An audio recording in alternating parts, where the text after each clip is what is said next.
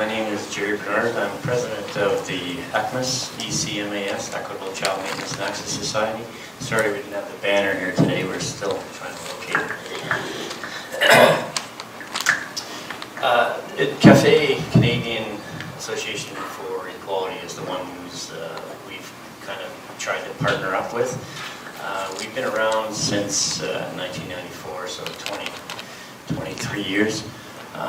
And we work in it's a non-profit organization. We basically provide service to people who are going through divorce or separation. Separation being provincial. Well, if you're not married, it's provincial. If you're married, it's federal. So Queen's Bench versus the provincial courts. And what we try to do is we have basically 23 years of collective knowledge of people going through divorce and separation, and our focus is basically, I shouldn't say basic, mostly involving kids. If you don't have children, it's pretty automatic. You know, half the house, half of the assets done. But as soon as your children involved, the legal system tends to want to turn it into a power struggle, and that's when the lawyers get involved, and that's when the judges have to make decisions based on what the lawyers say, and often what the lawyers say isn't really what you want them to say to begin with. And in a lot of cases, they are saying things they should never have said. What our belief is that every child, whether in an intact family or divided one, has the right to an involvement with both parents and the love of the extended families from both sides. Often one side is lost when there's division, and again, the focus is on the children. The children is who needs to benefit from a marriage and raising a family. Our mission as a nonprofit organization is focused on the healthy development and well-being of children. Separated divorced families, our mission is to assist and support members of these families and to educate society and the public officials about their needs.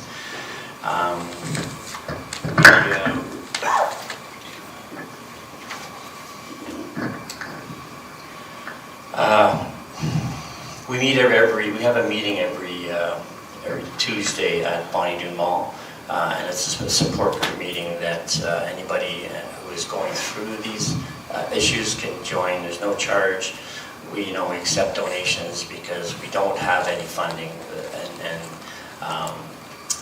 we've managed to stay together for 23 years just because we have individuals volunteering, and generally it's people who are coming in who have gone through the experience and have had to struggle through it, and some more and more we're finding a lot more success stories.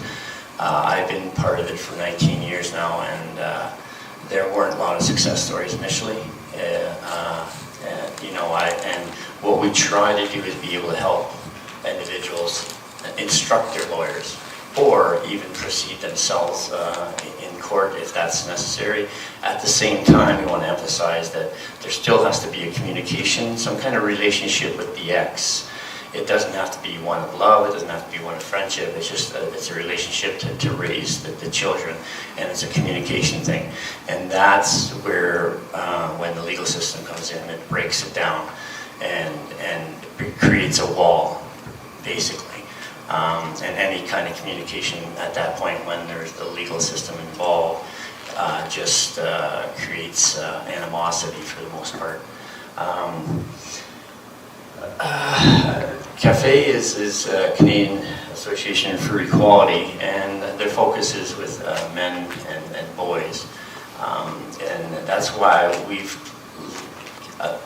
wanted to align with them in a sense, because though ECMAS is about family and children, we find that 90% of the people we are helping are men. And when we found out about CAFE, who is focused on men and boys, it's just a natural relationship relationship that is working out pretty good so far, and we'll continue to have a relationship with FA, as well as other groups that are developing over these last 19 years. There wasn't a lot before, but now there's more and more groups that are becoming involved. I mean, you can go on meetups and pay for it sometimes, but I don't think they have the expertise that we have. And I've often invited them to come to our meetings too and see what they can share as well. I think that's about all I have to say. Is there any questions? There was a question period at the end. Question period at the end. All right, I can pass it on to Khalil here.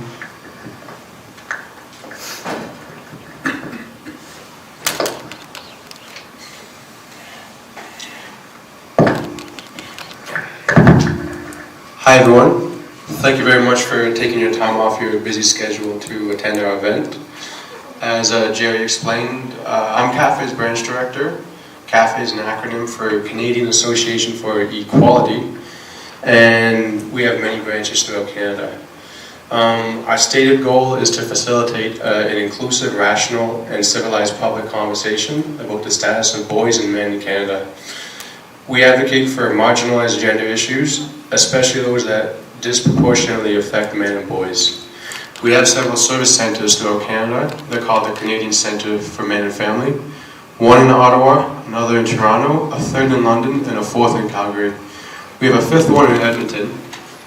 However, we do not have an office space just yet, so we refer to it as a virtual centre. We offer services and referrals through our partners, such as ECMAS, the Equitable Child Maintenance and Access Society. If you know of a psychology clinic that would donate an office space once a week, please contact us. If you could make a donation with funds, please donate through our national site at equalitycanada.com. There's an option from the drop-down to donate to Edmonton, and in response you'll receive a tax receipt. Currently, we're fundraising for a Grand Prairie event right now. We had several men from there contact us, and they expressed their concerns about lack of appropriate services in rural Alberta. We hope to start a fruitful conversation in Grand Prairie, screen a documentary, and bring Karen Straughan as well. You can stay in touch with our organization, CAFE Edmonton, by picking up a contact sheet outside, which has links to our Facebook, fundraiser, email, etc., etc. You can also pick up a brochure for ECMAS, and you can stay informed on our future events by signing up for our mailing list.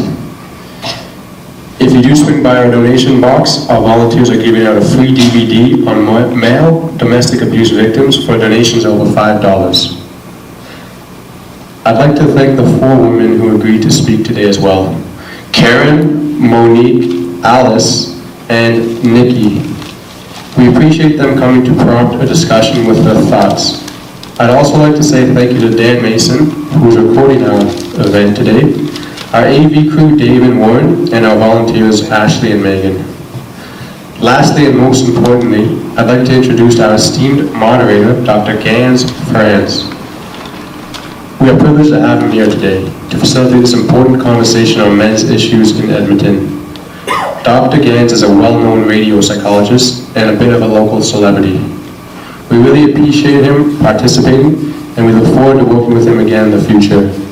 I just want to mention as well, he has a book coming out, The Me Factor, and he also has a Facebook and Twitter account.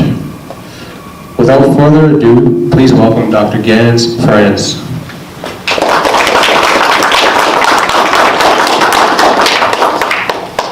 Hello, everybody. I want to thank you for coming out today. It's really important that we have this discussion today. If you don't mind, I'd just like to tell you a little bit about why I'm getting involved in this. Martin Luther King once said that inequality anywhere is inequality everywhere. And what I think is happening right now is that we are now adding a very important piece to a larger conversation that hasn't been represented well at all up until this point.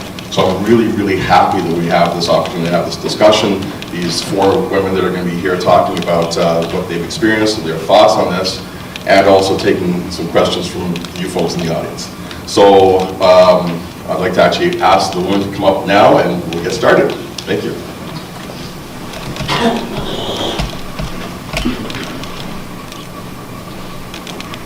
And as they're coming up, we'll just talk to you a little bit about sort of the process we're going to go through here today.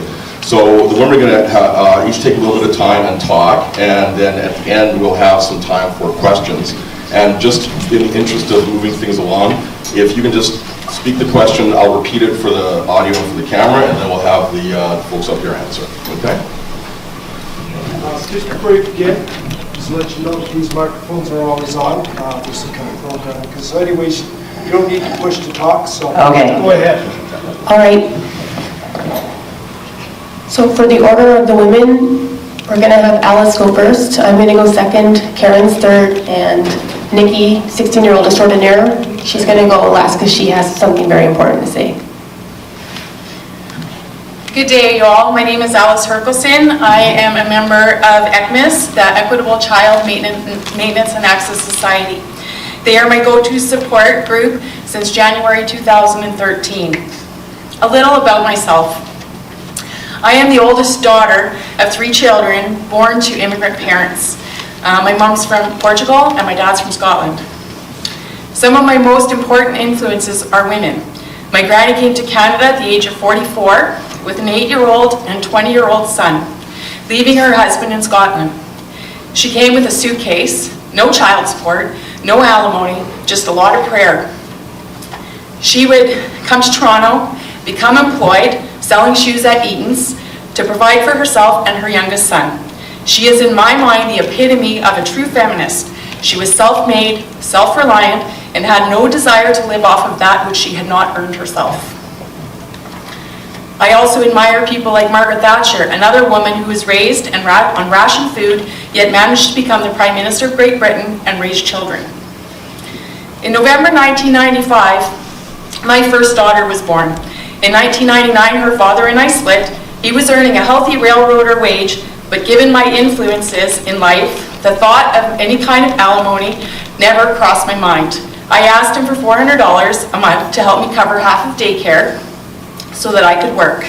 I wanted to be self-reliant. I recall the dismay of my lawyer, who said, "You are entitled to $800 a month plus Section 7s. I declined, citing I didn't need it. Instead, I chose to continue getting schooling, working, and over time building my own career to provide for me and my child. To this day, her father and I are amicable and now enjoy 2 grandsons. Fast forward a few years later, I was married and had 2 more daughters. In 2012, their daughter and I divorced, and it was he that would be primary residence, and I would be the child support paying non-custodial parent. It was in 2013 I had my first concern with maintenance enforcement, which led me to a meeting with ECMAS. And thank you, Gloria. Gloria's been a big supporter of mine and helped me through the early days of that darkness for me. It was a bittersweet time because in that time I learned just how unbalanced family law was, and my eyes were open to a system that chose a winner and a loser, much to the detriment of our children. I heard grown men cry because they hadn't seen their children, some in months and some in years, and some not at all. I heard men who had lost their lucrative oil field jobs due to downturns and recession, only to be told by a judge, "Too bad, keep paying." I learned some became so lost they took their own lives. I was raised in Canada believing that men and women were equal. I was raised to be that girl that should get an education, work hard, and build a foundation such that I would never need to rely on anybody and look after myself and my children. Unfortunately, what I witnessed amongst my divorced peers is women with nursing degrees collecting alimony off of men. This only encourages the women to be unemployed and unempowered, and to the detriment of society that desperately needs both men and women working and contributing. Just the other day, I read that CN was hurting for employees and wondered how many women are collecting lucrative child support payments that might apply for these jobs if they didn't have the child support payments. How many women would find careers and contribute to our economy if they weren't able to use a former spouse as a source of income? I have 3 daughters and 2 grandsons, and I want true equality for them. I want my daughters to follow their dreams, and if they choose to have children, they do so accepting that the responsibility to raise them is ultimately theirs. I want my grandsons to grow up in a world where they are unafraid to marry and have families. I do not want them to grow up believing a child is the means by which a woman can make him a slave. I am here today to express my concerns that the current family law system has created a situation where many men have become slaves and too many women have found a lucrative career in alimony and child support. I believe if child support payments were reasonable and alimony no longer existed, so many women would become true equals and, like my grandmother, find work, contribute to society, raise their children, and live with dignity that they did so on their own. And ultimately, with both parents responsible for their own well-being, they will both be able to provide for their children. That would raise us out of the dark ages belief that men are breadwinners and women are merely victims and housewives.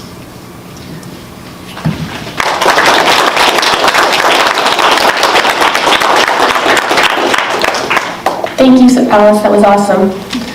Okay, so since I'm Cafe, I'm going to talk about another bigger issue that affects men and boys that I've been thinking about a lot in the last year. I've written a lot on men's issues and I write for the Cafe Edmonton blog. I already participated in SheForHe in Calgary and hopefully the video of that will be out shortly. I hope to give more time to the Edmonton women today. There's no shortage of issues to discuss. There is family law discrimination, the high suicide rate, lack of recognition for male domestic abuse victims and female batterers, inappropriate mental health services for men, paternity fraud, parental alienation, and so much more. If I have to say which of the men's issues bothers me the most, it's the wrongful conviction, and specifically Bill C-51. The best article I saw on Bill C-51 was written by a Cafe advisor, Barbara Kay, on July 6, 2017 for the National Post, entitled Barbara Kay, Canada's new sexual assault law is a catastrophic attack on the rights of the accused. Although Barbara Kay is a contrarian, I often agree with her on men's issues. I like that she's critical of the woo-woo of postmodernism and spells out the concrete consequences of postmodernism in sexual assault trials. Since I have limited time today, I just want to cut to the chase about my concern about the current state of the Canadian legal system. The umbrella bill of C-51 is multifaceted, but I want to talk about the bill suppressing concrete evidence, namely emails, texts, and in sexual assault trials. The demand for the suppression of emails and texts came about because certain ideologues didn't like the results of the Gian Ghomeshi trial. Frankly, I don't like Gian Ghomeshi. He's very smug, he's a far leftist, but it's not a crime when I don't like someone. Bill C-51 has passed now, and Barbara describes what this means in the court now. In her article, she says, it's a scandalous reversal of the traditional understanding of the burden of proof of guilt lies upon the Crown. Toronto defense lawyer Joseph Newberger told columnist Christy Blatchford that the bill's effect will be a catastrophic attack on our ability to make full answer and defense is unprecedented. If the bill passes, which by the way now it has, defense lawyers will be more restricted in the evidence they can lead or the case theory that they can propose. Defense also takes its cues from the Crown strategy. The defense prior disclosure may also identify complainant landmines, permitting the Crown to plot a course around them. There's also a risk that a complainant who participated in a closed hearing to rule on an email or text admissibility will be tipped off what to say and what not to say in court. Those complainants who have no problem lying anyways may simply take their in-court testimonies once they've been tailor their in-court testimonies once they've been made aware of the evidence that the defense plans to lead. Anthony Moustakalis, head of the Ontario Criminal Lawyers Association, says it will be using the power of the state to help prepare the Crown to prosecute the accused on the accused expense. So for my own thoughts, in the Gian Ghomeshi case, all the women on the stand made statements under oath that were proven unequivocally false. For example, one woman said that she was assaulted in a car that was proven not to even exist. at the time of the alleged crime. Certain ideologues want to suppress emails that would prove that some women are lying, and they don't seem to see any.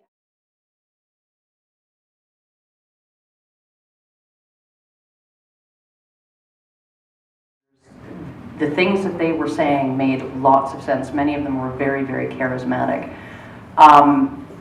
And yet they couldn't get past a certain point of reach and popularity. And when I started making videos, almost immediately I had surpassed all of these guys that I had learned so much from. The giants on whose shoulders I had stood and was standing.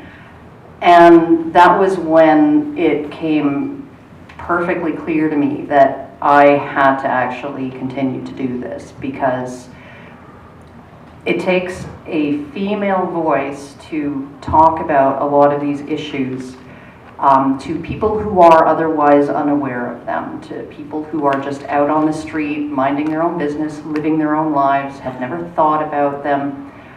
When they hear a man talking about this, what they're hearing is a complainer, a whiner, a loser, or an angry, dangerous, hateful person.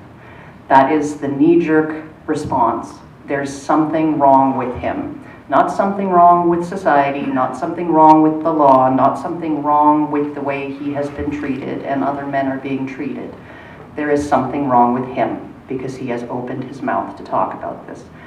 So what I see events like this, the purpose that I see all of this serving, having women up here talking, is we are sort of the shield maidens, I guess, at the front of the charge. We have to put ourselves into a position where we can actually convince regular, ordinary, everyday people to open their ears and listen to what these men are saying. And that doesn't mean we're speaking necessarily for these men in terms of being a voice for them or appropriating their voices.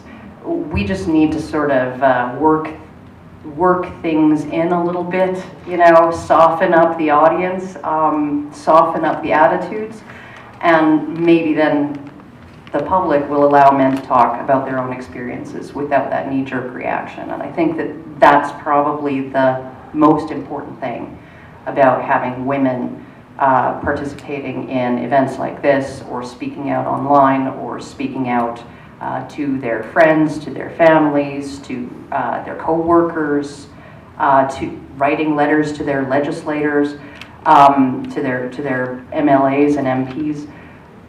Doing all of those things. Those are the things that we need to do, because for reasons that may become clear as we continue the discussion, it's really next to impossible for men to do that for themselves.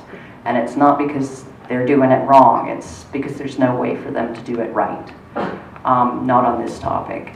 So I guess that's all I have to say. I don't have a particularly an issue that I find to be more important than any other. I think they're all roughly connected to each other with this undercurrent of expectations of masculinity, that you pull up your pants, you get to work, you rub a little dirt in it and play through the pain.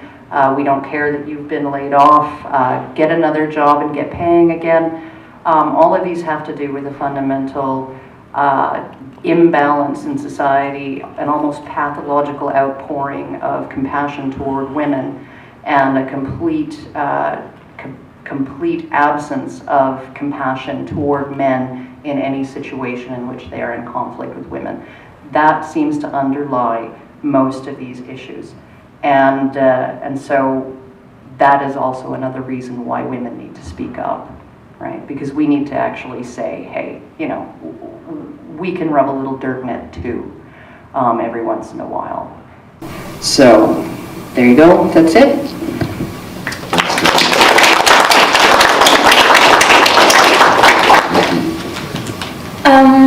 My name is Nikki Matty. Please call me Nikki. I'm 16 years old.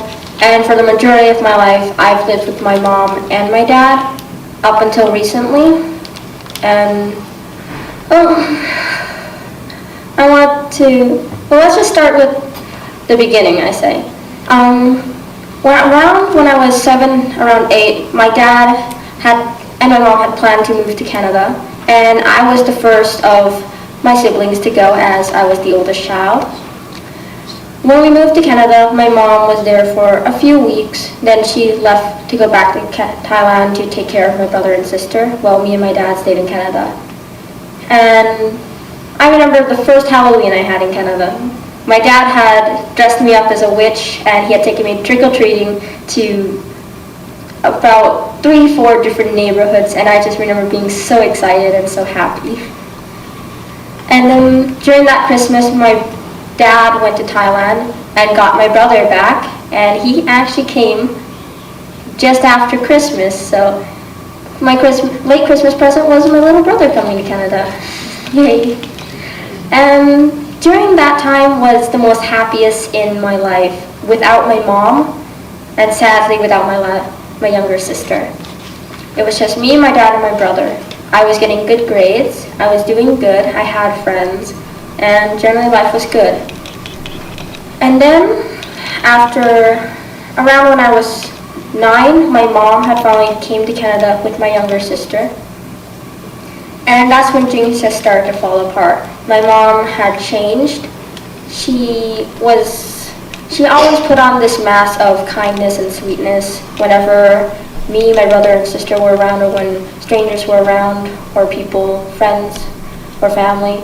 But she was generally never the same. I know that she was arguing with my dad a lot. And I remember the day that it finally happened, when my parents split. My dad had been cooking me and my brother a healthy breakfast. Me and my brother and sister, we didn't like healthy, as most kids don't. So we had protested a bit, and I just remember my mom coming upstairs and started yelling and arguing with my dad about giving us the breakfast we wanted or giving us the breakfast we needed. And then after a few words were thrown around, my mom picked up a knife and threatened my dad. And afterwards, me and my siblings were just so scared. My mom took us to our grandmother's house, who lived right next door, and the police were called. And my dad did not press charges on my mom about threatening him, which turned out to be a bit of a mistake, sadly, Dad. But then my parents went to court. My mom started living with my grandmother. Then she went to live with my friend's family, and it was certainly an okay time there. And that's when my mom moved us to a shelter, a women's shelter. And the first day we get there, I remember a staff talking about how my brother had to leave when he turned a certain age, which just scared the hell out of me and my little sister, knowing that our brother would probably be taken away after he reached about 12, because he was a boy in a women's shelter. The shelter was 3 stories high with many rooms and had a tiny, very, very small park for kids to play with outside while they're being monitored. The staff generally talked horrible about the fathers. They tried to limit our contact with fathers, and they were generally just anti-fathers, pretty much, anti-men. But I remember this one staff, she was nice. She told me that not all men are bad, and not all women are good. She was generally the in-between woman. And I remember just talking to her for hours and hours. And when I couldn't talk to my mom, I would talk to her. And I don't know where she is right now, but thank you for being my support. And then afterwards, my mom told us we were going to go visit our family and friends in Thailand. We were generally excited, but we had no idea what was to come. Our mom took us at 1 a.m. in the morning and flew us to Thailand. And I remember asking my mom at every single airport, can we call Daddy? When are we going to talk to Dad? And she just made up some excuse every single time. When we finally landed in Thailand, that's when I finally got to call my dad. And my dad asked, where are you? What happened? Are you safe? Are you okay? And 2 days later, that's when I find out that our mom had pretty much abducted us and taken us to Thailand without the consent of my father. Although he had a court order saying that she was allowed to do this. The court messed up on that one. And later our mom moved us to our hometown within 2 weeks. And that town was horrible. The people, unlike most Thai people, were not nice. They didn't care. And I remember going to starting school 2 days after I moved in. I could not read or write Thai. I could barely speak it, and I couldn't make friends. I couldn't get good grades. The teachers weren't the nicest I know. And my mom generally did not help me with anything. Afterwards, I remember she moved us schools every single year. I remember one day my brother had come back with some Thai homework. He had asked my mother for help, and my mother had responded that she was too busy to help him and to go do it himself in a harsh voice. My brother completed the homework and showed it to my mother, only to find out he had done it wrong, and my mother insulted him. In Thai, it was the words "ikwai," which meant "you stupid idiot," and she had called my brother that as well as other words. And my brother had started crying. I remember comforting him a bit, and I generally could not believe my mom. She was emotionally abusive to me and my brother, but generally not to my younger sister. She would throw items at us when we were not listening to her because she would demand as much as she can. She signed me and my brother up for speech competitions because the speeches were in English. We would win and we would bring home a small prize money, which my mother would take and it would disappear. Our birthdays were not for us, but rather for her, an excuse for her to host a gathering between her and her friends. And I remember having to lie straight to my mother's face in order to keep contact to my father because we were generally using Skype, and our mom would refuse to take us to the computer shop where we could talk to him. So I would lie saying like I had some kind of World War report I needed to study and the computer at home was not working. And so my mom would take us there and I would speak to him. Now I'm going to speed it up a little and say after a while, my dad finally called up and said that he was on a motorcycle and it was raining. It had been raining in around the area and I put two and two together. He was in Thailand and he had come to visit us. And I remember just crying out of happiness. My mom later found out after she pretty much interrogated me, and our house had generally been closed off, and she had closed it off even more, blocking every single entrance. The first time I had seen my dad in 3 years was when he appeared during lunchtime at my school, the day after. I was in shock. I couldn't cry. I couldn't really speak. I just walked up and hugged him. And my dad had lunch with me. Later, he had to leave as I had classes, and he had to see my brother and sister. My dad took a video of that, and it was generally a happy reunion. Dad had stayed with us for about a month. That was one of my favorite months during that entire time period. Then my dad had to leave to come back to Canada as he had work and was forced to pay child support. After quite a while, my dad had told me that the courts had decided to keep the money issues and the child support in Canada, but everything about the child's care and the children themselves would go to Thailand. And my dad quit his job, packed up, and was on a plane towards Thailand in the next 6 days with nothing but a suitcase and a few $100. My dad found a job, got an apartment, and settled himself in. By then I was in junior high as well as my brother. And we had finally decided that me and my brother would leave because we could not stand our mom any longer. We had skipped school that day. As we walked to school, we went to another place. We had called up our dad and saying we're running away. And my dad told us to stay where we were and that he would come get us, even though it was a 5-hour drive towards where we were.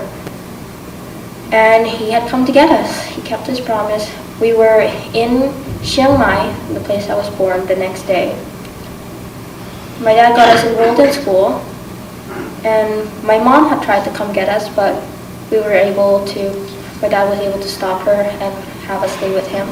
My grades improved, but that was when the court battle began. Was forced to be in Shell in Kampang Phet, which was the city my mom was born in. And the court battle continued for ages. My mom did not believe my dad could take care of me or my brother, but she could not either, as before that I had been in the hospital for 10 days because she did not close off the house and there was a lot of pollution in the air at the time. Afterwards, the court battle was finally over. Me and my brother, my dad got custody of me and my brother, but my mom got custody of my younger sister, and then she changed. She became more like my mom, narcissistic, and she didn't want to see us. Everything had to go by her schedule, herself. Then my dad lost his job and we were forced to move to another small town named Pattaya. Afterwards, it was generally good, but we could not see our sister as much, and that's when everything just went downhill with her. We were talking over the phone, but she was generally not talking for herself, but rather for our mother. Going to school was hard, but we managed to get good grades. Finally, the job there wasn't working out, the company was falling apart, and my dad had decided, let's get back to Canada. And, well, here we are now.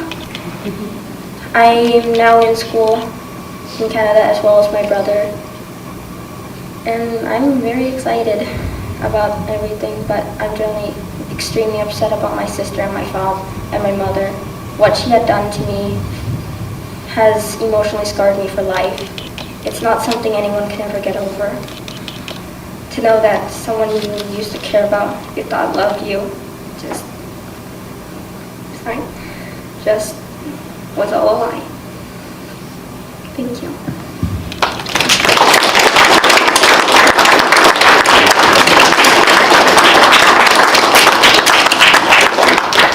So now we'll take any questions that anybody has, and I'll repeat the questions to them, and please let us know who the questions meant for, or if all the panelists.